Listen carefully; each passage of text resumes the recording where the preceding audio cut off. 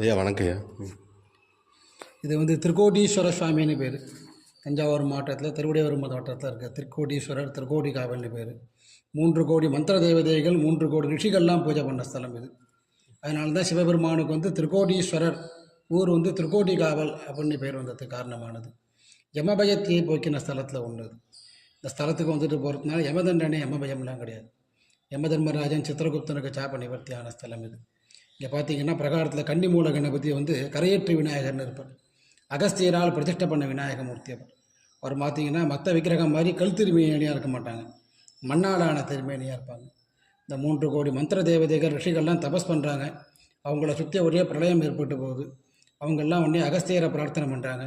அகஸ்தியர் வந்து ஒரு மண்ணால் பிள்ளாரை பிடிச்சி வச்சு இவரை பிரார்த்தனை பண்ணுங்க, உங்களை கரையேற்றி வைப்பார் அப்படிங்கிறாங்க. அதே மாதிரி அவரை பிரார்த்தனை பண்ணுறாங்க, அவங்களுக்கு சாகித்யம் கிடைக்கிறது. அதனால தான் அந்த விநாயகருக்கு கரையேற்று விநாயகர்னு பேர் இருந்தது. எந்த காரியத்துக்கு போனாலும் அவரை பிரார்த்தனை பண்ணோம்னா எல்லா காரியத்துலேருந்து நம்மளை கரையேற்றி வச்சுருவார். அம்பாள் பார்த்திங்கன்னா திரிபுரசுந்தரின்னு பேர்.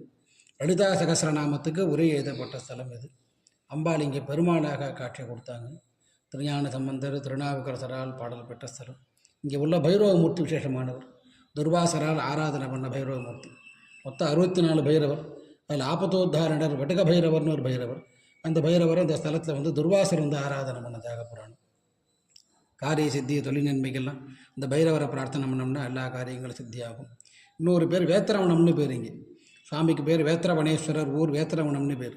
இந்த 3 கோடி ரிஷிகள்லாம் வழிபட்ட அப்புறம் தான் திருக்கோடீஸ்வரர் திருக்கோடிகாவல்னு பேர் வந்தது. கோவில் வாசலே குளம் திருங்கோத்பவ தீர்த்தம்னு பேர். நந்தியில் ஒரு கொம்பால் உண்டாக்கப்பட்ட தீர்த்தம். அந்த தீர்த்தத்தில் நீராடி சுவாமியை வழிபடுறதுனால எல்லா பாபங்களும் நிவர்த்தியார். பண்டு செய்த வல்வினைங்கிறார் ஞானசம்பந்த பெருமான். வினை பயனை போக்கணும், இந்த வினை பயனை அடையணும்னா அந்த ஸ்தலத்துக்கு தான் வரணும். இந்த ஊரில் பார்த்திங்கன்னா ஒன்றும் மயானமே கிடையாது. இடுகாடு சுடுகாடு இல்லாத ஊர் திருக்கோடிகாவல். விசேஷமான ஸ்தலம் இது. ஜபத்துக்கு ரொம்ப விசேஷமானது. இந்த ஸ்தலத்தில் வந்து 10 ஆவட்டு ஜபம் பண்ணால் 100 ஆவட்டு சமமானது. பாடல்பட்ட ஸ்தலத்து 37வது திருத்தலம் திருக்கோடிகா. காவேரி வடகர தலத்தில் உள்ள தலம்.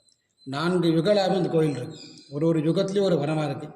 கிருத்தயுகத்தில் பார்த்திங்கன்னா வந்து வில்வ வனமாக இருந்திருக்கு. திரேதாயுகத்தில் வன்னி வனமாக இருந்திருக்கு. தாபர யுகத்தில் பார்த்திங்கன்னா அரசங்காடாக இருந்திருக்கு, பிப்பள வனமாக இருந்திருக்கு. கலியுகத்தில் இப்போ வேத்திர வனமாக இருக்குது. 4 யுகத்துலேயும் உள்ள கோயில் இது. இந்த கோயிலை கட்டினது முதல்ல யாருன்னு கேட்டிங்கன்னா செம்பியம்மாதேவி தான் கருங்கல் திருப்பணி பண்ணுறாங்க. நிறையா கோயிலில் பண்ணாங்க அவங்க. முன்னாடி எல்லா கோயிலும் செங்கல்லால் தான் இருந்திருக்கு.